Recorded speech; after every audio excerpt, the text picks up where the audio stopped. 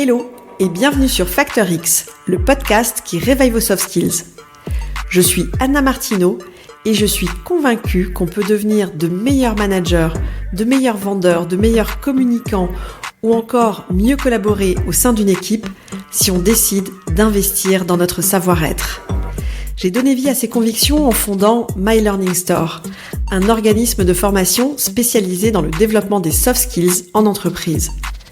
Ma vision, c'est d'inspirer un maximum de personnes à développer leurs soft skills parce que je sais que c'est la garantie de l'employabilité, du bien-être et de l'équilibre. Et c'est aussi pour ça que j'ai lancé Factor X, le podcast qui va littéralement réveiller vos soft skills. Ici, je vous livre des pratiques qui marchent pour réveiller votre truc en plus, libérer votre potentiel et devenir une meilleure version de vous-même. 53% des employés français se disent désengagés au travail.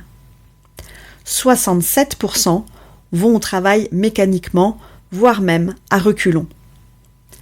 Un Français sur deux ne se considère pas en bonne santé. Ces chiffres sont tout simplement alarmants. Ils sont tirés du dernier baromètre qualité de vie et conditions de travail publié en janvier 2024 par Ipsos pour Calisocial. Pour ceux que ça intéresse, je vous mets le lien de l'étude dans les notes de cet épisode.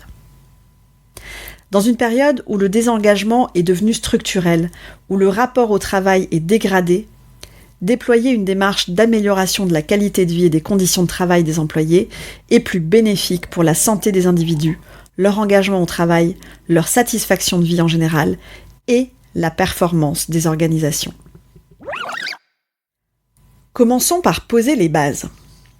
Selon l'ANACT, qui est l'Agence nationale pour l'amélioration des conditions de travail, la QVCT, donc la qualité de vie et des conditions de travail, c'est l'art de concilier l'amélioration des conditions de travail et la performance globale de l'entreprise.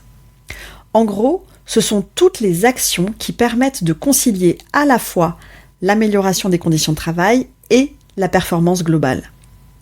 L'objectif de la démarche QVCT, c'est de faire du travail un lieu et une source d'épanouissement et de performance. Alors, au-delà des définitions, il s'agit bien ici de la quête d'un équilibre, où chacun va pouvoir trouver son épanouissement et sa place au sein de l'organisation et au sein de l'entreprise. Avec un salarié sur deux qui souffre aujourd'hui de détresse psychologique, comme on l'a vu tout à l'heure dans les chiffres, tout ce qui va permettre d'arriver à cet équilibre est essentiel, autant pour l'individu que pour les organisations. Mais qu'est-ce que les soft skills ont à voir dans tout ça, vous allez me dire ? Eh bien pour moi, ces compétences sont tout simplement cruciales pour permettre à chacun d'arriver justement à cet équilibre. Dans un monde où le bien-être au travail est au cœur des stratégies d'entreprise, les soft skills ont une place centrale pour construire un environnement de travail sain et performant. C'est assez simple à comprendre en fait. Imaginez une équipe, un lieu de travail où la communication est fluide, où le stress est géré avec sagesse, avec empathie, où chaque collaborateur se sent confiant, valorisé, à l'aise, où chaque personne sait en quoi elle contribue aux résultats globaux de l'entreprise. C'est donc ici que les soft skills entrent en jeu, parce que ces compétences transforment les interactions quotidiennes. Elles favorisent des relations saines au sein de l'équipe. Elles aident à une bonne santé mentale et au final, elles renforcent la performance et l'engagement des équipes.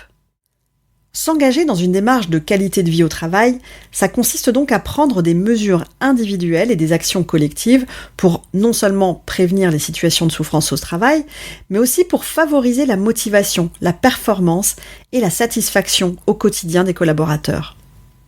En pratique, on va venir agir sur plusieurs leviers. L'environnement et les conditions de travail bien sûr, mais aussi les relations sociales, la reconnaissance, l'organisation du travail, les perspectives d'évolution professionnelle ou encore l'équilibre vie pro, vie perso. Si le télétravail, des horaires flexibles et le fait de reconfigurer les bureaux pour en faire des lieux plus agréables sont des mesures évidemment importantes, eh bien, elles ne suffisent pas pour réellement améliorer la qualité de vie et des conditions de travail. Nous sommes avant tout des êtres sociaux et émotionnels. La qualité de vie au travail est donc surtout une affaire pour moi de comportement humain.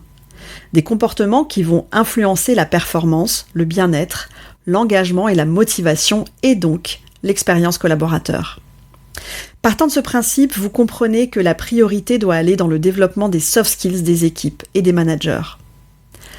Renforcer les soft skills en entreprise, c'est une réponse efficace pour plusieurs raisons. D'abord, ça va aider à améliorer la santé mentale. Comment mieux gérer son stress ? Comment reconnaître les signes avant-coureurs du burn-out chez les équipes ? Comment réduire les situations de mal-être au travail ? Les réponses à ce genre de questions se trouvent souvent dans le développement des savoir-être. Ensuite, les soft skills vont venir soutenir la performance individuelle et collective. Parce qu'atteindre des résultats, ça ne dépend pas uniquement de compétences techniques. Si c'était le cas, on pourrait tous aller se coucher parce que l'intelligence artificielle serait déjà prête à nous remplacer, et je vous rassure, ce n'est pas le cas. Bien au contraire, les soft skills pour moi ont une place essentielle quand on parle de performance. Et c'est en tout cas ce que révèle une étude menée par des chercheurs de l'université de Harvard. Pour cette étude, ils ont sélectionné une partie seulement d'une équipe et cette sélection de collaborateurs a suivi un programme de formation et d'accompagnement aux soft skills. Les résultats sont incroyables. Les collaborateurs qui ont été choisis pour cet accompagnement aux soft skills sont en général 12% plus productifs que les autres qui n'ont pas suivi la formation. D'après cette étude, ça représente un retour sur investissement de 256% par rapport au coût de l'accompagnement. C'est juste énorme. Et ça devrait achever de vous convaincre, si vous êtes RH ou manager, d'investir dans ce type d'accompagnement. Un autre élément important, c'est que le développement des soft skills va venir contribuer à la réduction du turnover et à la fidélisation, ce qui est clairement devenu l'enjeu majeur aujourd'hui en entreprise. Dans la mesure où 88% des employés estiment que la qualité de vie au travail est prioritaire, l'entreprise doit vraiment donner les moyens et les outils pour ça. Et ça ne peut passer qu'à travers le développement des savoir-être comme l'adaptabilité, la gestion du stress ou la confiance en soi. S'engager dans une démarche d'amélioration de la qualité de vie et des conditions de travail à travers les soft skills, c'est donner la priorité à 6 compétences en particulier d'après moi. D'abord, l'intelligence émotionnelle. C'est notre capacité à reconnaître, comprendre et gérer nos propres émotions et celles des autres. Je ne m'attarde pas spécialement là-dessus aujourd'hui, on a déjà parlé de ça dans l'épisode 47 la semaine dernière et dans des épisodes, je crois 2, 3 et 4, me semble-t-il, au tout début quand j'ai démarré le podcast. Donc allez les écouter si vous ne l'avez pas encore fait. En tout cas, l'intelligence émotionnelle au travail, c'est ce manager qui va être capable de détecter par exemple les signes de stress chez un de ses collaborateurs et d'agir en conséquence pour le rassurer et le soutenir. C'est aussi ce collègue qui prend le temps de vous écouter et qui sait quand et comment vous apporter son aide quand vous en avez besoin. La gestion du stress, c'est la deuxième compétence clé pour une meilleure qualité de vie et des conditions de travail. Le stress, c'est un peu comme notre compagnon de travail indésirable. Pour apprendre à le gérer, on peut s'appuyer sur des techniques de relaxation, la pleine conscience ou tout simplement sur notre capacité à reconnaître nos limites. La troisième soft skills, c'est la confiance en soi. C'est le socle de notre épanouissement personnel et professionnel. Elle est intrinsèquement liée à notre performance et à notre bien-être au travail. Elle nous pousse à prendre des initiatives, à relever des défis. Pour la renforcer, on peut apprendre à se fixer des objectifs atteignables ou encore prendre l'habitude de célébrer les succès, même les petites victoires. En matière de qualité de vie au travail, avoir confiance en soi, c'est croire en sa capacité à agir pour améliorer sa propre qualité de vie au travail. Selon une étude réalisée par Moodwork, le sentiment d'auto-efficacité a un effet significatif sur le bien-être des personnes. Plus les personnes ont conscience de leur pouvoir d'action en matière de qualité de vie au travail, et plus leur bien-être professionnel est élevé. CQFD. Un autre levier d'action, c'est bien sûr d'agir sur la cohésion d'équipe. Parce que je vous assure, la cohésion d'équipe, c'est loin d'être un slogan que vous ressassent les organismes de formation pour vous vendre leur programme. Non, la cohésion d'équipe, c'est une vraie réalité qui améliore nettement la qualité de vie et des conditions de travail. Des équipes unies, où règne la confiance et le soutien mutuel, sont évidemment nettement plus résilientes, créatives et performantes. Pour développer la cohésion au sein de votre équipe, je vous conseille bien sûr de prévoir régulièrement des activités de team building, mais ça passe aussi par des gestes quotidiens d'écoute, de soutien, d'entraide et de reconnaissance. La communication est une autre compétence clé au cœur de ces sujets, tout simplement parce que les interactions humaines sont omniprésentes. On communique tout le temps, du matin au soir. Une communication efficace permet d'éviter les malentendus, ça clarifie les attentes et ça renforce les liens. Pour améliorer la qualité de vie et des conditions de travail, travaillons à exprimer nos idées clairement, à écouter attentivement et à donner un feedback constructif. Concrètement, ça veut dire exprimer vos idées clairement pour éviter les interprétations, ou encore écouter activement pour mieux comprendre, ou donner des feedbacks constructifs qui vont dans le sens de l'amélioration. Ça va venir renforcer la relation de confiance. De la même manière, savoir prendre la parole en public pour transmettre un message avec vigueur, enthousiasme et simplicité, ça contribue à renforcer votre leadership et aujourd'hui, c'est une compétence essentielle des managers.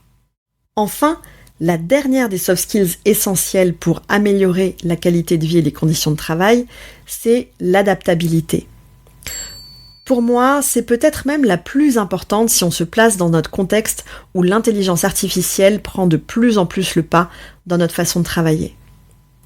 Le monde change et avec lui, notre lieu de travail change. L'entreprise est en perpétuel mouvement. Les transformations et les changements sont là, permanents et inévitables.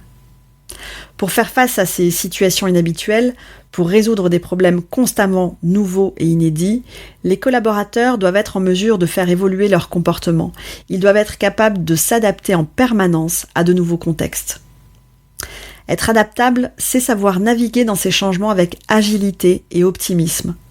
Ça implique d'être ouvert à de nouvelles façons de travailler, d'apprendre de l'échec et de voir le changement non pas comme une menace, mais comme une opportunité de croissance et d'innovation. On vient de voir les 6 soft skills essentiels pour améliorer la qualité de vie au travail et favoriser l'engagement. L'intelligence émotionnelle, la gestion du stress, la confiance en soi, la cohésion d'équipe, la communication et l'adaptabilité. Vous aurez remarqué, je pense, que ces soft skills sont souvent interconnectés. Par exemple, si je développe mon intelligence émotionnelle, eh bien, en conséquence, je vais automatiquement améliorer ma façon de gérer mon stress et aussi ma manière de communiquer. Il y a un vrai effet domino positif sur la qualité de vie au travail et ça, c'est plutôt cool. En intégrant ces soft skills dans notre quotidien pro, on favorise un environnement où chacun peut s'épanouir, grandir et contribuer à la performance globale de l'entreprise. C'est cet investissement dans le développement personnel et collectif qui va nous aider à améliorer la qualité de vie et des conditions de travail pour tous en entreprise. Tous les ans en France, l'ANACT organise la semaine de la qualité de vie et des conditions de travail. Cette semaine, c'est l'occasion pour les entreprises de mettre en place des actions concrètes pour améliorer la qualité de vie au travail pendant une semaine sur toute la France. La prochaine semaine de la qualité de vie et des conditions de travail a lieu du 17 au 21 juin prochain. Et je sais que parmi vous qui m'écoutez, vous êtes nombreux à être RH. Si c'est votre cas, vous avez peut-être déjà organisé les activités qui vont ponctuer cette semaine dans votre boîte. Si vous ne l'avez pas encore fait, ou si tout n'est pas encore ficelé, jetez un œil à ce qu'on propose chez My Learning Store. Qu'il s'agisse de conférences, d'ateliers ou encore de team building, tous les ingrédients sont là pour compléter le programme de votre semaine de la qualité de vie et des conditions de travail. Et si vous n'avez pas encore eu le temps de vous pencher sur la question et que vous manquez de temps justement pour ça, je vous ai aussi préparé un programme clé en main juste pour vous. Parce que vous aussi, en tant que RH, vous avez besoin qu'on vous facilite la vie. Je vous mets le lien de toutes nos actions en faveur de la qualité de vie au travail dans les notes de l'épisode. allez y faire un tour, je suis sûre que ça vous donnera des idées. On arrive à la fin de cet épisode, j'espère qu'il vous a inspiré et qu'il vous motive à mettre en place des actions concrètes dans votre boîte pour améliorer la qualité de vie au travail pour vous et pour vos collègues.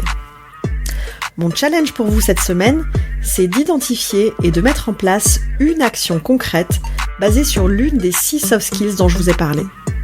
Que ce soit l'intelligence émotionnelle, la gestion du stress, la confiance en soi, la cohésion d'équipe, la communication ou l'adaptabilité, choisissez celle qui résonne le plus avec votre situation ou avec la situation de votre équipe.